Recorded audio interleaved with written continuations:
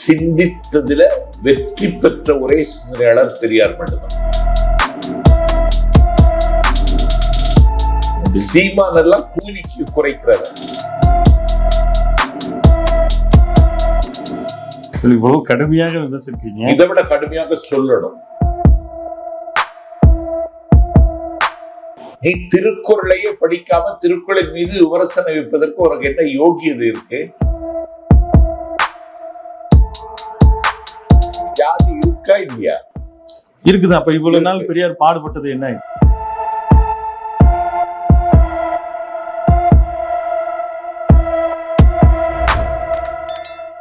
நேயர்களுக்கு இனிய வணக்கம். இன்று அரசியல் மற்றும் மேடை பேச்சிலும் கேட்பார் பிணிக்கும் வண்ணம் நம்ம எல்லாம் வசப்படுத்தும் இலக்கிய செம்மல், நாவலர், திராவிட இயக்க பற்றாளர் திரு நாஞ்சில் சம்பத் அவர்கள் இணைந்திருக்கிறார். அவரை அன்போடு வரவேற்போம். ஐயா வணக்கம். இந்த திராவிடம்ன்றது அது இனக்குழுவை குறிக்கிறதா அல்லது ஒரு நிலவியல் கூறுவை குறிக்கிறதா? ஒரு ரேஸ், ஒரு இனக்குழுவைத்தான் குறிக்கிறது. இது இன்றைக்கு நேற்றைக்கு பேசப்படுவதல்ல. வள்ளுவன் செய் திருக்குறளை மறுவர நன்கு உணர்ந்தோர்கள் உள்ளுவரோ மனுவாதி ஒருவலத்துக்கு ஒரு நீதி என்று மனோன்மணியம் சுந்தரம் பிள்ளை தன்னுடைய மனோன்மணி நாடகத்தில் பதிவு செய்கிறார். அன்றிலிருந்து ஞானசம்பந்த பெருமானை ஆதிசங்கரர் திராவிட சிசு என்று அழைக்கிறார். திராவிடம் என்பது தமிழர் என்கிற இனத்தை அடையாளப்படுத்துவதற்கான ஒரு வலிமை வாய்ந்த சொல்லது. இன்னும் சொல்லப்போனா அது ஒரு உயிர் உள்ள செல். அது எந்த காலத்திலும் கருகாது. திராவிடம் என்று சொன்னால் மட்டும்தான் தமிழ்நாட்டில் அரசியல் செய்ய முடியும் என்பதை அண்ணா உணர்ந்தார். அதனால்தான் 1944 சேலத்தில் நீதி கட்சியினுடைய பெயரை திராவிடர் கழகம் என்று தீர்மானத்தை அண்ணா தான் கொண்டு வந்தார். அந்த தீர்மானத்திற்கே அண்ணாதுரை தீர்மானம் என்று பெயர். அது வெகுஜன மக்களிடத்துல கொண்டு செல்லக்கூடிய ஒரு மிகப்பெரிய போராட்டத்துல அண்ணா அவர்கள் பெற்ற வெற்றி தான் அண்ணாவை இன்றளவிக்கும் தமிழகம் நினைவு கூறுகிறது. அதனால திராவிட மாடல் ஆட்சி, திராவிட ஆட்சி என்பது தமிழர்களுக்கான ஆட்சி. இத கண்டுபிடிச்சது மனோன்மணியம் சுந்தரம் பிள்ளைக்கு முன்னாலேயே கம்பேரிட்டிவ் கிராமர், திராவிட ஒப்பிலக்கணம் தந்த கால்டுவெல் பாதிரியார் தான் இது அகிலத்திற்கு வெளிச்சம் போட்டு காட்டினார். ஆனால் அவரை இன்னைக்கு ஒரு கிறிஸ்தவர் என்கிற சிமிழுக்குள் அடைப்பதற்கு இந்த நாட்டுல பாசிஸ்டுகள் முயற்சிக்கிறார்கள். அப்படியெல்லாம் அடைக்க முடியாது. அவர் எல்லா மொழியும் கற்று அறிந்து தேர்ந்தவர் கால்டுவெல். திராவிட நாட்டுல தலைநகர் சென்னையில இருந்து இடையன்குடி வரைக்கும் கால்நடையாகவே வந்து மக்களை சந்தித்தவர். அதனால திராவிடம் என்பது இந்தோ ஆரிய மொழி குடும்பம். அது மாதிரி திராவிட மொழி குடும்பம். இதுல கன்னடம், தெலுங்கு, மலையாளம், துளு, தமிழ் என 5 மொழி இருக்கிறது. இதுல தலைமை தாங்குகிற இடத்துல இருக்கிற மொழி தமிழ். தமிழர்களுக்கு ஊட்டப்பட்ட இந்த திராவிட உணர்வை பிற மொழியில் இருக்கிறவர்கள் யாருமே அது ஊட்டப்படல. அந்த உணர்வுகளும் நமக்கு பல இடங்கள்ல அது தெரியலையே. இருக்க இவங்க கேரளாவுல கால் ஊன முடியலையே, ஏன்? கர்நாடகாவில் ஊனிட்டாங்க. இவங்க ஆந்திராவில கால் ஊன முடியலையே, ஏன்? இவங்க தெலுங்கானாவிலையும் கால் ஊன முடியலையே, என்ன காரணம்? கர்நாடகத்தில் இன்னைக்கு நிராகரிக்கப்பட்டிருக்காங்களே, என்ன காரணம்? ஒரு நாடாளும் பிரதமர் என்கிற உயரத்தை மறந்து 28 ரோடு ஷோ நடத்தின பிறகு இந்த நாட்டுல DK சிவகுமாரையும் சீதாராமையும் வீழ்த்த முடியலைன்னா காரணம். அதனால அது அப்படியே தான் இருக்கு. அது அணைந்து விடவில்லை, அணைந்து போகாது. அது அங்க இருக்கக்கூடியவர்கள் இந்த நாட்டுல அவங்க இன்னொரு மொழியை எளிதாக ஸ்வீகாரம் செய்து கொள்கிறவர்கள். ஆனா தமிழர்கள் அப்படி இல்லை. ஏன்னா அதுக்கான தேவை தமிழுக்கு வரல. தனித்து இயங்கக்கூடிய வன்மையும் தன்மையும் உள்ள ஒரே மொழி தமிழ் மொழி மட்டும்தான் என்பதை இந்த நாட்டுல தேவனைய பாவாணர், மறைவிலேடிகள் நிறுவி இருக்கிறார்கள். அந்த தனித்தன்மையை காப்பாற்றுவதில் இன்றைக்கும் தமிழகம் முந்தி நிற்கிறது, முதலில் நிற்கிறது. இந்த உணர்வு அவர்களுக்கு வரும். இன்னைக்கும் கர்நாடகத்துல வந்தாச்சு. அங்க கன்னடத்தை பயிலாமல் அங்க ஒரு பயிலுக்கும் அங்க வேலை கிடைக்காது. இந்திய ஆதிக்கத்தை எதிர்ப்பதில் இன்றைக்கு கன்னடாவும் கன்னட நாடும் தமிழ்நாட்டுக்கு இணையாக இன்றைக்கு இயங்கிக் கொண்டிருக்கிறது. அதனால அப்படி அணைஞ்சு போகுங்கிறதெல்லாம் யாரும் எதிர்பார்க்க வேண்டாம். இது உயிரோட இருக்கும். இது உயிர் உள்ள செல். இது தமிழ் தேசியம் என்று பேசுகிறவர்களுக்கு ஒரு முறை நீங்கள் நேர்காணலில் குறிப்பிடும் போது திராவிடருக்கும் தமிழ் தேசியம் பெரிய வித்தியாசம் இல்லை என்று சொன்னீங்க. ஆனால் அவர்கள் வேறுன்னு, குறிப்பா சீமான் போன்றவர்கள் எல்லாம் தமிழ் தேசியம் வேறு, திராவிடம் வேறு. சீமான் எல்லாம் கூலிக்கு குறைக்கிறவர். சீமானுக்கெல்லாம் அந்த அறிவார்ந்த தளத்துல யோசிக்கிற அளவுக்கு அவருக்கு ஆற்றல் கிடையாது. அவர் இந்த நாட்டுல அவருடைய பிழைப்புவாத அரசியலுக்கு இதை பயன்படுத்துகிறார். நான் பேசாத தமிழ் தேசியத்தையா சீமான் பேசிட்டார். நீங்க அதனாலதான் உங்ககிட்ட கேட்கிறோம். நான் பேசாத தமிழ் தேசியத்தையா சீமான் பேசிட்டார். இல்ல, அந்த ஒற்றுமையை நீங்க எப்படி சொல்றீங்க? தமிழ் தேசியமும் திராவிடமும் ஒன்று. அது கருத்தியல் ரீதியா எப்படி? தமிழ் தேசியமும் திராவிட தேசியமும் ஒண்ணு. அன்னைக்கு இதுல இருந்து முரண்பட்டு நின்றார் மாப்போசி.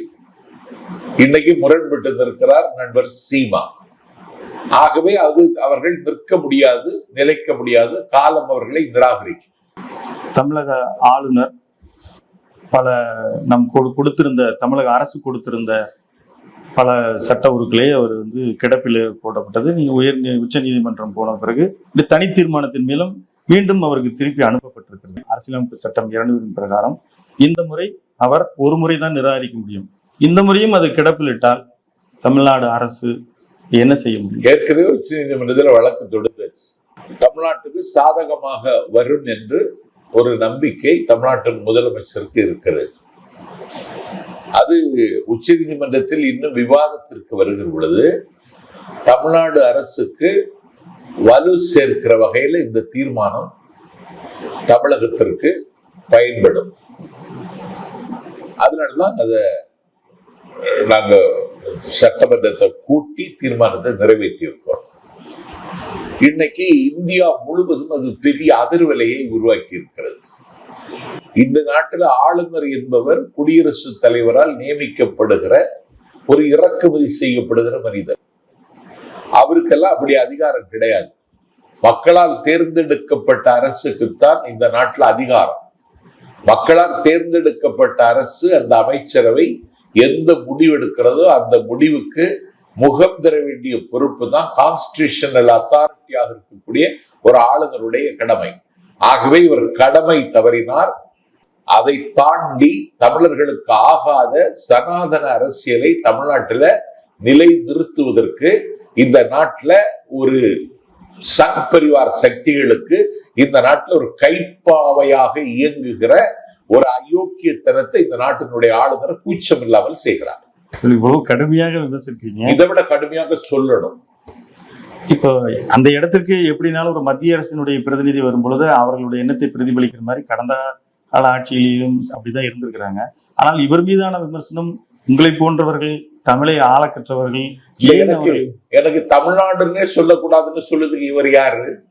இவர் இந்த நாட்டில் என்னுடைய திருக்குறளை ஆங்கிலத்தில் மொழிபெயர்த்து அகிலத்திற்கு கொண்டு சென்ற ஜி.யு. போப்பை கிறிஸ்தவன் என்று பார்ப்பதற்கு இவர் யாரு? நீ திருக்குறளையே படிக்காம திருக்குறளின் மீது விமர்சனம் வைப்பதற்கு உனக்கு என்ன யோகியது இருக்கு? அதனால முற்றிலும் தமிழுக்கும் தமிழ் பண்பாட்டுக்கும் எதிரான ஒரு மனிதர் ஆர்.என். ரவி. அவர் இந்த நாட்டுல அவர் இங்கு தமிழ்நாட்டில் ஆளுநராக இருப்பதை தமிழக மக்கள் விரும்பல. இந்த நாட்டுல உப்பு போட்டு சோறு தின்னுகிறவராக இருந்தா அவர் இப்போதே வெளியேறி இருக்கணும் அவராகவே. அந்த கூட்டம் அப்படி செய்யாது. அடுத்தவனுடைய உழைப்பில் உயிர் வாழக்கூடிய ஈனத்தனமான கூட்டத்தினுடைய பிரதிநிதி அவர். பாஜகவினுடைய மாநில தலைவர் திரு அண்ணாமலை கோயில் வாசலில் இருக்கக்கூடிய பெரியார் சிலைகளை அவர் முதல்ல ஒரு கருத்து சொன்னாரு. அதுக்கப்புறம் அதை தெளிவுபடுத்தினார். அவர் சிலைகள் பெரியார் சிலைகள் எங்கு வேணாலும் இருக்கலாம், ஆனால் கோயில் வாசலில் கடவுளுக்கு எதிரான வாசகங்களோடு இருக்கக்கூடாது அப்படின்னு சொல்றதை நீங்க எப்படி பாருங்க?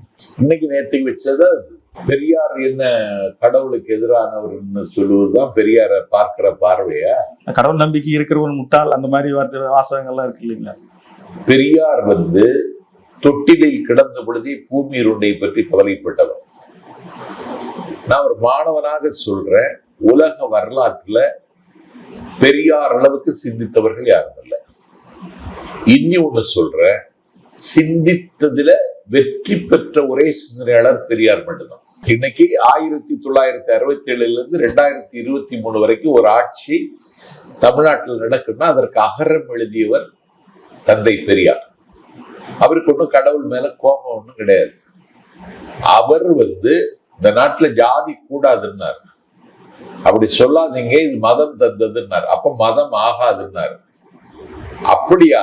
மதம் ஆகாதுன்னு சொன்னா அது கடவுள் தந்ததுன்னாரு. அப்ப கடவுள் ஆகாதுன்னாரு. இதுதான் அவருடைய கான்செப்டை தவிர பெரியாருக்கு அதெல்லாம் வேலை கிடையாது. பெரியார் இந்த நாட்டில் இழிவுபடுத்தப்பட்ட காலாந்தரமாக இருக்கிற கடவுளின் காலில் பிறந்தவர்கள் என்று கசைக்கு எறியப்பட்ட ஒரு சபிக்கப்பட்ட சமூகத்தினுடைய புனர்வாழ்வுக்காக சிந்தித்தவர், செயலாற்றியவர், வெற்றி பெற்றவர் பெரியார். ஆனால் அவரை பற்றி பேசுகிற பொழுதெல்லாம் அவர் சுதந்திரத்தை எதிர்த்தார். சமூக நீதிக்கான அவர் பங்களிப்பை யாராலும் மறைக்கவோ மறுக்கவோ முடியாது. ஆனால் சுதந்திர இந்தியாவில் நடைபெற்ற பல விஷயங்கள அவர் பிரிட்டிஷ் அரசோடு நீங்க நெடிய வாசிப்பு இருக்கிறன்ற வகையில இளைய தலைமுறை தெரிந்து கொள்வதற்காக நாங்க கேட்கிறோம். அவர் சுதந்திரத்தை அவர் என்ன சொன்னாருன்னா, இது ஒரு அதிகார மாற்றம் தான், வேற ஒண்ணு இங்க நடக்க போறது இல்லைன்னாரு. அதான் இன்னைக்கு நடந்துட்டு இருக்கு. தலைநகர் டெல்லியில அதிகாரத்தில் இருக்கின்ற 97 பேர் இந்த நாட்டுல அவன் தான் இருக்கான்.